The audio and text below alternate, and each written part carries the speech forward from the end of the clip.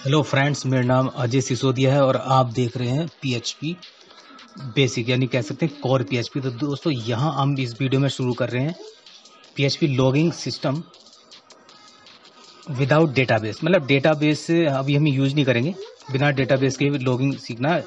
और स्पेशली ये बिगनर्स के लिए है, जो जिनका एक्सपीरियंस अभी जीरो है, जिसने पीएचपी अभी स्टार्ट की है, ये वीडियो उसके लिए। अगर आपने अभी पीएचपी में बेसिक किया है, जैसे लूप फंक्शन और वेरिएबल्स क्या होते हैं और छोटे छोटे इस तरह की चीज़ें की हैं, तो ये वीडियो आपके लिए। क्योंकि अब यहाँ से मैं स्टार्टिंग करने वाला हूँ लॉगिन बेसिक। अगर आपने सीख लिया तो ये स्पेशली जीरो जो एक्सपीरियंस है जिसके पास, उसके लिए। तो स्टेप्स बताऊंगा मैं आपको ढंग से करने होंगे। तो यहाँ पे देखिए, पहले दो फाइल्स हमने क्रिएट करेंगे, index.php और dashboard.php, दो हम क्रिएट कर लेंगे। उसके बाद ये फॉर्म मैंने पहले से बनाया हुआ है, आप जानते हैं यहाँ पर कि मेथड में पोस्ट लूंगा और एक्शन में देखते हैं कौन सा भी यूज करेंगे हम, कहाँ रिक्वेस्ट हमें सेंड करनी है। ये HTML फॉर्म है, तो मैं इसको कॉपी पेस्ट करूंगा। नीचे मैंने दे दिया है, मैं इस सेट का यूज करने वाला हूँ, और नीचे मैंने दे दिया है बूटस्ट्रैप क्लासेस जो हम यूज करेंगे। तो ये बेसिक हमने यहाँ पर लिख लिया है, इन सब का यूज करेंगे। तो मैं कॉपी पेस्ट करूंगा, क्योंकि हमें वैल्यू को इस सेट क्यों कराना पड़ता है वो अभी देखेंगे। तो दोस्तों, ये सिर्फ यहाँ पर ये कह सकते हैं मैं एक बेसिक बता रहा हूँ। ये मेरा Nginx है, जहाँ पर मैंने सेटिंग की हुई है अपने प्रोजेक्ट की। चलो, इससे कोई मतलब नहीं है। मैं आता हूँ अब यहाँ पर index.php पर। तो मैंने ओपन कर लिया है। थोड़ा सा जो इसमें CSS वगैरह HTML वो मैं पहले से लिख लिया मैंने। तो मैं अपना जो सर्वर स्टार्ट कर लेता हूँ, Nginx स्टार्ट। तो देखिए, मेरे पास यहाँ MySQL और PHP और Nginx तीनों एक साथ स्टार्ट हो जाएंगे। तो मैं इस वीडियो में बता दूंगा आपको, सीरीज बनाऊंगा इस पर कि अपने कमांड प्रॉम्प्ट से मैं तीनों को कैसे हैंडल कर रहा हूँ। चलिए दोस्तों, यहाँ पर मैंने पहले से ये CSS और HTML लिख दिया है बेसिक। ये तो आपको आता है, हमें इससे कोई लेना देना नहीं डिजाइनिंग से, हम सिर्फ फंक्शनैलिटी पर ध्यान देंगे। तो मैं यहाँ देख लेता हूँ मेरे जो तीनों चीज़ें हैं वो स्टार्ट होगी नहीं होगी, देखते हैं। PHP हमें पास है, ये Nginx भी स्टार्ट हो गया है और PHP भी हमें मिल गया है। और अब MySQL देखता हूँ, तो MySQL की हमें अभी रिक्वायरमेंट नहीं है, तो मैं इसको यहाँ से हटा देता हूँ, एंड कर देता हूँ सर्विस का। और मैं दो रहने देता हूँ, मुझे दोनों की रिक्वायरमेंट है। तो चलिए, मैं इसको ऑफ कर देता हूँ, क्लोज कर देता हूँ। तो यहाँ से दोस्तों, मैं आने वाले अभी मैं सिंपल सा एक आपको बेसिक दे रहा हूँ, क्योंकि अभी आप स्टार्टिंग किया है, बिगिनर्स हैं, तो उसके लिए एक छोटा सा प्रोग्राम मैं बना के दूंगा। या कह सकते हैं आप एक लॉगिन सिस्टम है। तो मैं व्यू सोर्स करूंगा तो इस तरह दिखाई देगा, मैंने आपको ये बता दिया। मैं यहाँ क्लिक करूंगा तो मुझे यहाँ CSS दिखाई दे जाएगी कि ये फाइल्स हैं वो ठीक से काम कर रही नहीं। तो चलो, हमें CSS का हमने चेक कर लिया, आगे बढ़ जाते हैं। अब देखिए, मुझे क्या करना होगा, 3 कॉलम मैंने लिए यहाँ पर। तो मुझे यहाँ बताने की जरूरत नहीं है, मैं यहाँ क्यों लिए मैंने, चलो इतना बता देता हूँ मैं। यहाँ देखिए, मैंने 3 कॉलम लिए। इससे क्या होगा कि 3 कॉलम हमें मिल जाएंगे, और मिडल वाले में मैं फॉर्म बनाऊंगा।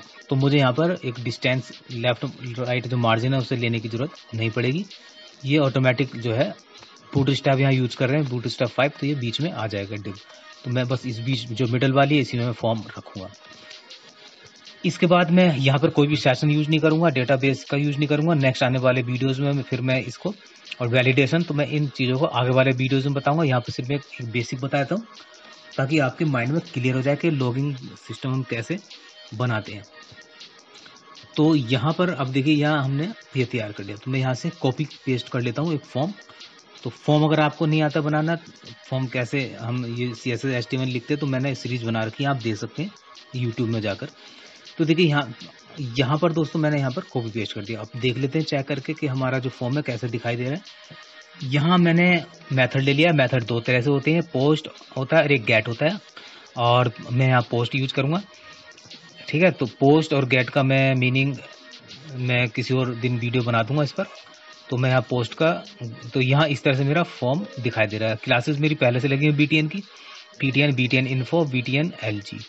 तो CSS मैंने लगा दिया, और यहाँ पर मैं देखता हूँ एक CSS में यहाँ पर लिख हेडिंग डाल देता हूँ। तो हेडिंग देख लेते हैं कहाँ पर ठीक रहेगा, जो ठीक सा है थोड़ा थोड़ा हम देख लेते हैं। तो मैं यहाँ पर कॉपी पेस्ट कर लेता हूँ इसको। जैसे मैंने यहाँ पर एक कॉल, अगर मैं मान लीजिए अब जो मैंने इन 2 कॉल के बीच में रखूँगा तो सिस्टम ख़राब हो जाएगा CSS का। ठीक है, तो मुझे यहाँ से हटाना होगा। जो उनके डिफ़ॉल्ट मार्जिन वगैरह चल रहे हैं पैडिंग, वो गलत हो जाएंगे। तो मैं रो के अगर रो में डाल दूँ यहाँ पर, तो देखिए ये हमारे लिए सबसे पहले कॉलम के पहले मैंने डाल दिया, तो वो वहीं दिखाएगा। तो अभी थोड़ा ठीक नहीं है, तो मैं ऐसा करता हूँ, जो मेरा फॉर्म है जिस कॉलम के अंदर, मैं उसी के अंदर डाल लेता हूँ फॉर्म टैग के ठीक ऊपर। तो अब ये ठीक आ जाएगा। तो मैं यहाँ पे रिफ्रेश कर लेता हूँ पेज को, ये देखिए बिल्कुल ठीक आ रहा है। मैं थोड़ा पैडिंग मार्जिन सेट कर देता हूँ टॉप का, थोड़ा फॉर्म थोड़ा अच्छा लगेगा दिखने में। जबकि डिजाइनिंग का तो मैं वीडियो तो नहीं है, लेकिन फिर भी चलिए फर्स्ट वीडियो है तो मैं थोड़ा बताया। तो एक फॉर्म कंट्रोल होता है, एक क्लास होती है, तो मैं फॉर्म कंट्रोल क्लास लगा देता हूँ। तो इससे जो हमारा इनपुट कंट्रोल है, जो कंट्रोल्स हमारे इनपुट है उन पर CSS लेगी तो थोड़ा अट्रैक्टिव हो जाएंगे। तो देखिए ये डिफ़ॉल्ट कैसा था और अब ये बूट स्टैप लगी है इसमें, तो अब किस तरह से है। तो मैं यहाँ भी ले लेता हूँ और थोड़ा थोड़ा मार्जिन दे दूंगा। तो यहाँ पर मैं दोस्तों यहाँ यूज़ करूँगा मैं अभी बताऊँगा आपको कि कौन सा मेथड में यूज़ करना है। पहले तो मैं दिखाऊँगा कि हमारा जो सेम पेज है उस पर रिक्वेस्ट कैसे भेजेंगे, और उसके बाद फिर मैं सेम पेज पर फिर मैं नेक्स्ट जो डिफरेंट पेज होगा वहाँ पर हम कैसे रिक्वेस्ट सेंड करेंगे। मैं मार्जिन टॉप ले लेता हूँ 2, मार्जिन टॉप ये बूट हिसाब की क्लासेस होती है, एम्प्टी मतलब मार्जिन टॉप, तो मैं 2 ले लेता हूँ। तो इस पर कोई CSS सेट होगी तो वो यहाँ पे अप्लाई हो जाएगी। तो देखिए यहाँ पर मैंने रिफ्रेश किया, ये मार्जिन मुझे मिल गया। तो वो इतना तो CSS का काम करूँगा, लेकिन नेक्स्ट वीडियो में मैं इस तरह से नहीं करूँगा, ये पहले से फॉर्म बनाऊँगा। और समझ लीजिए कि एक लॉगिन सिस्टम पे मैं सीरीज बनाऊंगा जिसमें वैलिडेशन भी लेकर आऊँगा इसमें नेक्स्ट वीडियो में, और सेशन का यूज करेंगे। बिना सेशन के मैं दिखाऊंगा कहाँ पर क्या क्या प्रॉब्लम आती है, और सेशन हो जाएगा, वैलिडेशन हो जाएगा, और डेटाबेस से भी कनेक्टिविटी करेंगे। तो ये इस तरह से हम पूरा, और पासवर्ड कैसे हैश करेंगे वो आने वाली वीडियोज़ में देखेंगे, ये कंप्लीट हम देख लेंगे। तो कोर PHP है, और बिगनर के लिए स्पेशल मैंने आपको बता दिया कि स्पेशल बिगनर के लिए, तो मैंने ऊपर से भी मार्जिन टॉप दिया। तो बस इतना हमने CSS करना था। अब देखिए थोड़ा अट्रैक्टिव हो गया फॉर्म। मैं यहाँ पर लिखता हूँ, अब देखिए मैं आप यहाँ पर जो टाइप कर रहा हूँ तो नीचे वो मुझे हिंट्स दे रहा है, तो मुझे इसकी ज़रूरत नहीं है, तो मुझे थोड़ा अच्छा नहीं लग रहा है इसमें। मैं खुद बार बार टाइप कर दूंगा। तो मैं यहाँ पर एक जो HTML5 होगा, 5 में आपने देखा होगा एट्रीब्यूट होता है एक ऑटो कंप्लीट, तो ऑटो कंप्लीट मुझे ऑफ करना होगा। तो जैसे ही मैं ऑटो कंप्लीट ऑफ करूंगा तो फिर ये मेरे पास ये जो हिंट्स आ रही है वो नहीं आएगी, क्योंकि ये थोड़ा अजीब सा लगता है। जैसे मैं ऊपर क्लिक करता हूँ तो वो हिंट्स नीचे तक चली जाती है, नीचे वाले कंट्रोल इनपुट तक। तो मुझे भी यहाँ रिक्वायरमेंट नहीं थी इसकी, मैंने हटा दिया। देखिए अब यहाँ पर वो हिंट्स नहीं आएगी, देखिए। तो ये होता है ऑटो कंप्लीट। तो मैं जैसे लॉगिन करूँगा तो यहाँ रिक्वेस्ट कहाँ गई अभी देखते हैं। तो रिक्वेस्ट दोस्तों सेम पेज पर आई है, रिक्वेस्ट गई है पर वो इसी पेज पर आई है index.php, क्योंकि मैंने वहाँ पर URL में एक्शन है उसमें मैंने कुछ नहीं दिया है, तो वो डिफ़ॉल्ट जो PHP फाइल है वाली इसी पर वो रिक्वेस्ट सेंड कर। मैं यहाँ पे प्रिंट करा लेता हूँ, एको प्रिंट, और यहाँ मुझे इको की अभी ज़रूरत नहीं थी प्रिंट से पहले, चलिए कोई बात नहीं, प्रिंट करा लेता हूँ $post, यानी कि पोस्ट जो एक एरे है जिसमें पूरा डेटा आ रहा होगा फॉर्म का डेटा, वो पोस्ट के थ्रू। अगर गेट से हम फॉर्म को पोस्ट करते तो यहाँ पर हम गेट लेते। तो यहाँ मैं फॉर्म पर मैंने जो मेथड ले रहा हूँ पोस्ट का यूज कर रहा हूँ, इसलिए मैं पोस्ट ले रहा हूँ। अगर गेट करते तो गेट, और रिक्वेस्ट लिखते तो वो आप चाहे पोस्ट यूज करें चाहे गेट, रिक्वेस्ट लिखेंगे तो वो दोनों में चलेगा। चलिए ठीक है, यहाँ मैं ऐसा कर लेता हूँ, सिस्टमेटिक बना लेता हूँ इसको। तो मैं यहाँ पर एक प्री टैग होता है HTML का, प्री अगर मैं लिखूंगा तो वो सिस्टमेटिक। तो पहले मैं चेक कर लेता हूँ, अजय लिखता हूँ, और यह पासवर्ड में कुछ भी टाइप कर लेते हैं। चलिए देखिए डेटा बिल्कुल ठीक आ रहा है हमारा, ठीक है। तो डेटा हमारा पोस्ट हो रहा है, फॉर्म से जो डेटा है वो पोस्ट होकर हमारा इसी पेज पर आ रहा है, क्योंकि हमने इसी पेज पर रिक्वेस्ट सेंड करनी है। मैं प्री टैग लगा लेता हूँ जिससे उसका जो फॉर्मेट है ठीक हो जाए। मैंने इसे ओके किया, तो देखिए जब ये डेटा आएगा तो उसका जो फॉर्मेट होगा वो ठीक से हमें दिखाई देगा। अब थोड़ा सा फॉर्म तो वो थोड़ा एको हमने प्रिंट किया तो उसकी वजह से थोड़ा गड़बड़ आ रहा है, घबराने की जरूरत नहीं है। मैं यहाँ पर लिख देता हूँ अजय, और यहाँ अजय लिख 1 2। अब देखिए फॉर्मेट बिल्कुल ठीक आ रहा है, जो आप पढ़ पा रहे हैं, ठीक है। ये पूरा डेटा हमारा आ रहा है, ये काम हमारा ठीक हो गया, ये हमारा चेक हो गया कि फॉर्म से हमारा डेटा ठीक आ रहा है इसी पेज के ऊपर। मैं यहाँ पर क्या करता हूँ, एक वेरिएबल नेम ले लेता हूँ, तो उसमें मैं सेट करा। तो अब हम जो यूज करेंगे, तो फॉर्म का जो डेटा हम कैसे यूज करेंगे एक एक अलग अलग। तो मैं लिखूंगा $post और फील्ड का नाम, यूजर नेम क्या है जो आपने फॉर्म में दिया है, और एक पासवर्ड है, तो मैं पासवर्ड ले लेता हूँ। तो फॉर्म में हमने 2 फील्ड लिए हैं। अब देखिए यहाँ पर एक प्रॉब्लम क्रिएट कर रहा है वो अनडिफाइंड एरे, यानी कि क्यों कर रहा है वो, अब देख लेते हैं। देखिए मैंने ये देखिए क्यों सेट ये कर रहा है, क्योंकि यहाँ पर वो अनसेट बता रहा है, यानी कि फॉर्म जब हमने सबमिट नहीं किया है तो वो इस जब फॉर्म सबमिट नहीं करते हैं तो इस समय वो जो हमारी जो स्क्रिप्ट लिखी हुई है वो एरर शो कर रहा है, यानी कि वो उस समय सेट नहीं थी। तो अब ऐसी एरर ना आए तो हम इस सेट का यूज कर लेंगे। और इस तरह से सिंटैक्स होता है इस सेट, और इसके बाद आता है क्वेश्चन मार्क, उसके बाद जो प्रिंट कराना होता है डॉलर पोस्ट नेम, और उसके बाद जो प्रॉब्लम आती है वो ना आए तो उसके लिए हमने एक ब्लैंक स्ट्रिंग वहां दे दी है आगे चलकर। ठीक है, इसको भी सेट कर लेते हैं दूसरे को। तो जो कॉलन के बाद मैंने लास्ट में आपने देखा होगा एक ब्लैंक स्ट्रिंग पास की है सिंगल कोट, उसका मतलब है कि वहां पर अब ये शो नहीं करेगा। ठीक है, क्योंकि अगर डेटा सेट नहीं होगा तो वो एरर शो नहीं करेगा। तो इस तरह की, तो अब मैं इसको एंटर कर लेता हूं तो अब वो नाम शो करेगा। ठीक है, तो क्योंकि अगर हम फॉर्म की कोई वैल्यू दे नहीं रहे थे, ये हमारा जो पेज है वो काम कर रहा था, तो वहां पर उसको अनडिफाइंड वैल्यू मिली थी, तो उसको हमने अनडिफाइंड के लिए। अब मैं क्या करता हूँ, डेटाबेस से कोई मैं कुछ मंगा ही नहीं रहा हूँ डेटा, तो यहाँ पर मैं अपना एक हार्ड कोड दे देता हूँ, नेम और यूजर पासवर्ड मैं यहाँ पर सेट कर लेता हूँ अजय और अजय। मान लीजिए कि ये दोनों चीजें डेटाबेस से आ रही हैं। अगर आप डेटाबेस यूज करते हो तो क्या करते हैं आप, उसी तरह से आप डेटाबेस से लाकर वो चीज यहाँ पर सेट कराते। लेकिन हम अभी डेटाबेस का यूज नहीं कर रहे हैं, हमें फोकस कर रहे हैं बेसिक पर। तो मैंने नाम सेट कर दिए जो मुझे चाहिए। तो मैं एक कंडीशन लगा लेता हूँ यहाँ पर, अगर name is equal to this name हो, जो फॉर्म से नेम और पासवर्ड आ रहे हैं, वो जो नेम पासवर्ड अगर ये ऊपर जो हमने सेट किए हैं यू नेम और यू पास, अगर वो इक्वल हो तो हमें यस दिखा दे उसमें, और नहीं हो तो हमें एक एरर शो कर दे, रॉन्ग क्रेडेंशियल्स या रॉन्ग पासवर्ड जो भी है। तो यहाँ पर रॉन्ग दिखा रहा है, अभी देखो हमने कुछ लिखा नहीं है, रॉन्ग दिखा रहा है। क्यों दिखा रहा है अभी देखते हैं, क्योंकि अभी हमने कोई सेंड नहीं किया है, तो अभी हम चेक करेंगे ऐसा क्यों दिखा रहे हैं। तो यहाँ हम ऐसा कर लेते हैं, मैं एक बार फिर से करता हूँ इसको, और ये बिल्कुल यस आ रहा है। तो जो करेक्ट उसको वो नेम और पासवर्ड, जो करेक्ट उसको नेम और पासवर्ड मिले हैं, तो वहां तो वो ठीक चल रहा है। ओके, जो नेम पासवर्ड मिले हैं वो ठीक चला है, यहाँ ऐसी कोई प्रॉब्लम नहीं है। देखिए, एक हमें इफ कंडीशन और लगानी पड़ेगी। हमें एक आपको पता है ग्लोबल वेरिएबल एक सर्वर होता है जिसमें हमारी ये सारी चीजें होती हैं, जैसे रिक्वेस्ट मेथड। तो रिक्वेस्ट मेथड क्या होता है, जो आप फॉर्म से जो पोस्ट कर रहे हैं मेथड, तो हम यहाँ पर चेक लगाएंगे कि वो रिक्वेस्ट मेथड है या नहीं। चलिए ठीक है, अभी भी ये काम हमने कर दिया, लेकिन ये वाली हमारी प्रॉब्लम नहीं गई। तो दोस्तों बस यही होता है जब हम शुरुआत में नए नए होते हैं, शुरू में जब हम क्या करते हैं कि ये छोटी छोटी जो प्रॉब्लम हमारी सोल्व नहीं होती। अब देखिए यहाँ पर मैं क्लिक करूंगा, अभी गायब हो गया। तो मैंने क्या किया, यहाँ पर मैं दिखा देता हूँ। सबसे पहले तो मैं इसको हटा देता हूँ जो मैंने नोट किया था, देखो फिर से आ गया, उसकी मुझे जरूरत नहीं है। ठीक है, डज नोट का मैंने यूज किया था, उसकी मुझे जरूरत नहीं, वो हटा देता हूँ मैंने। ठीक है, तो यहाँ पर मैं इसको प्रिंट करा कर दिखा देता हूँ।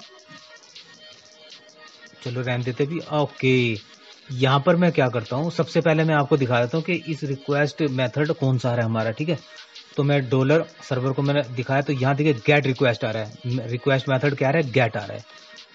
वो ऐसा क्यों आ रहा है, क्योंकि हमने फॉर्म सबमिट नहीं किया है, तो सबमिट किया तो डिफॉल्ट जो है वो इसी पेज पर हम रिक्वेस्ट भेजे तो वो गेट ले रहा है। तो मुझे ये करना था इक्वल टू पोस्ट। अब देखिए हट जाएगा यहाँ से, तो रिक्वेस्ट मेथड अगर इक्वल टू पोस्ट होगा तो हम इसके अंदर आएंगे। गेट करूंगा तो देखिए वही एरर देगा, गेट वाली।